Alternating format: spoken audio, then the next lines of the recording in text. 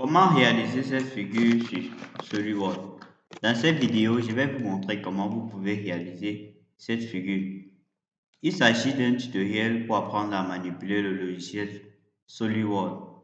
Vous pourrez apprendre à faire un besace balayé, plein d'autres trucs, les cotations, les contraintes et les cotations intelligentes. Pour cela, on va venir cliquer sur le menu Démarrer, cliquer sur Pièces. J'ai déjà eu à faire ce tutoriel sur Cassia V5. Je mettrai le lien en description si vous souhaitez refaire ce esquisse sur Cassia. Vous allez venir au niveau de ligne, sélectionner ligne. Puis on va sélectionner le plan de face. On va tracer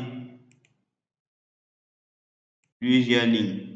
Une ligne horizontale, une ligne verticale, horizontale, verticale, horizontale, verticale et horizontale. On clique sur sélectionner. Par la suite, on va essayer de réaliser les congés sur chacune de ces côtés-ci-là. Pour cela, on va venir au niveau des congés. On va sélectionner cette ligne-ci et cette ligne-ci. On va prendre comme rayon de la congé 10. Valider cette ligne-ci et cette ligne-ci. Prendre rayon de la congé 10. Valider cette ligne-ci et cette ligne-ci. Prendre rayon de la congé 10. Valider cette ligne-ci et cette ligne-ci. Prendre rayon de la congé 10. Valider cette ligne-ci et cette autre ligne. Prendre le rayon de la congé. Valider. Et c'est celle-ci-là. Et celui-ci, on prend plutôt le rayon 15. On valide. Ok. Par la suite, on n'aura qu'à faire la cotation de cette distance-ci. Pour cela, on va venir sur cotation intelligente. Prendre cette distance-ci égale à 20 mm. Cliquez sur OK. Prendre cette autre distance est égale à 18 mm. Cliquez sur OK. Puis, prendre cette distance égale à 24 mm. Cliquez sur OK. Prendre cette distance égale à 40 mm. Cliquez sur OK.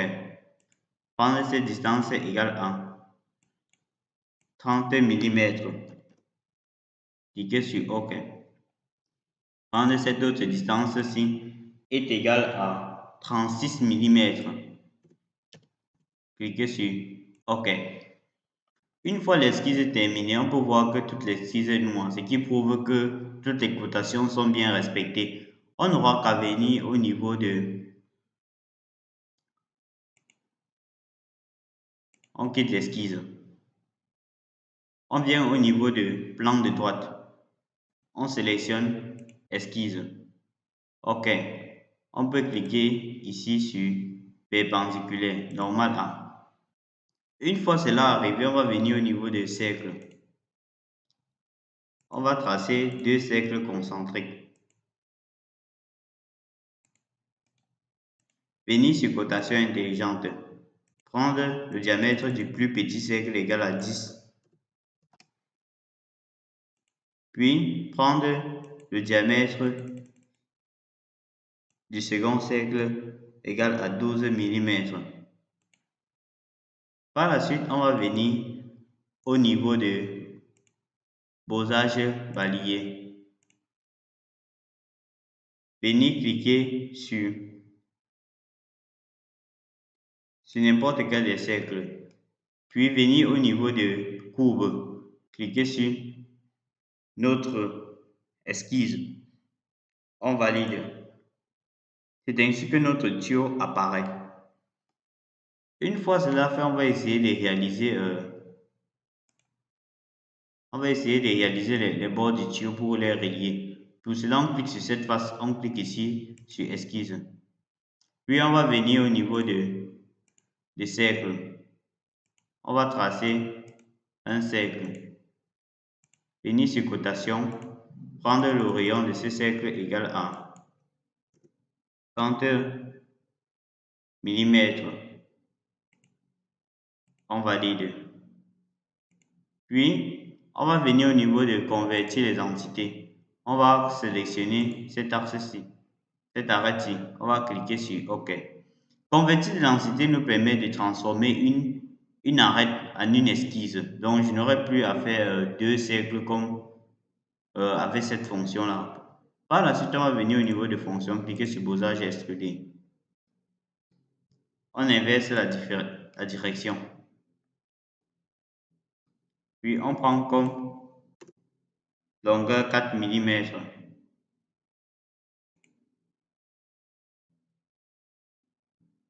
On valide. Par la suite, on va essayer de réaliser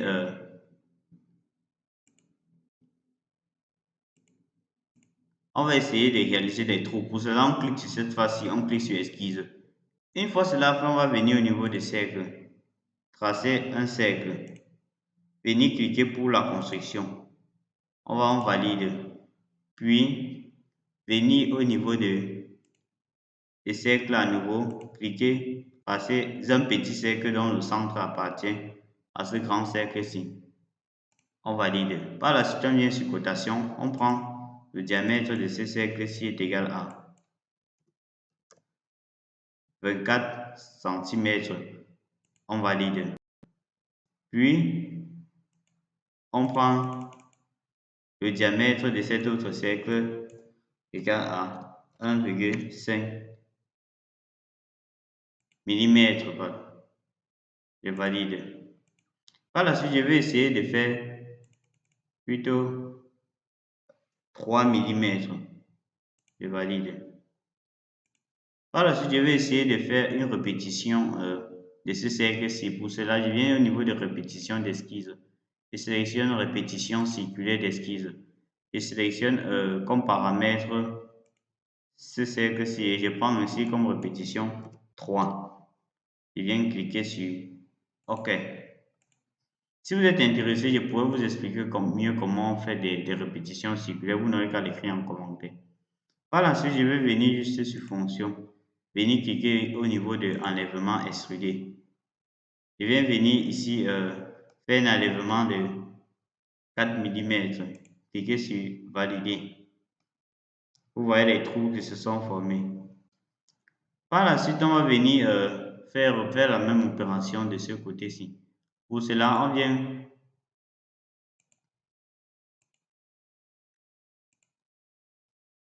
va venir ici, cliquer sur cette côté-ci et cliquer sur esquisse. On pouvait également cliquer faire un plan parallèle, mais je vais préférer cette méthode ici. C'est plus facile. On va venir au niveau de cercle. Tracer un cercle concentrique. Venir au niveau de rotation intelligente. Prendre le diamètre de ce cercle égal à 20 mm. Valider. Venir valider la cotation. Venir sur convertir les entités. Sélectionner cette arête, cliquez sur OK. Par la suite, venir au niveau de fonction, posage et extruder. Inverser la direction, cliquez sur OK. N'oubliez pas de mettre 4 mm. Par la suite, on va essayer de réaliser les trous. Pour cela, c'est comme l'opération précédente. On clique sur esquisse.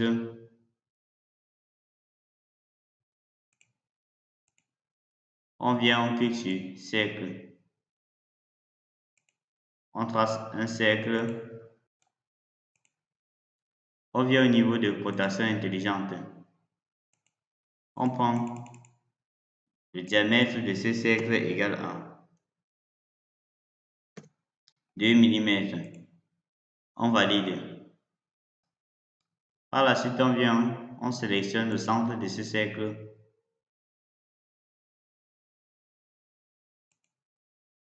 et on clique sur cet autre cercle, on prend comme distance 8 mm. On clique sur OK. OK. Par la suite, on va venir juste au niveau de... Vous pouvez également faire un autre cercle comme la fois précédente, ça ne dérange pas. On va venir au niveau de fonction sur enlèvement excludé. Faire un enlèvement excludé, cliquez sur OK. Par la suite, on va venir au niveau de sur répétition linéaire. Cliquez ici sur répétition circulaire. Sélectionnez, prendre comme direction cette direction-ci. Vous voyez, ça va sélectionner automatiquement cette esquisse. Valider, cliquez sur OK. C'est ainsi qu'on peut réaliser ce tuto sur SolidWorks. Si ce tutoriel vous a plu, n'hésitez pas à liker, à poser vos questions en commentaire et à vous abonner. Si vous souhaitez changer de matériau, vous n'aurez qu'à venir à ce niveau. Cliquez sur cuivre poli. OK, et tout le matériau devient le cuivre. Si cette vidéo vous a plu, n'hésitez pas à liker, à poser vos questions en commentaire et à vous abonner. On se revoit pour un prochain tutoriel. Merci pour le visionnage.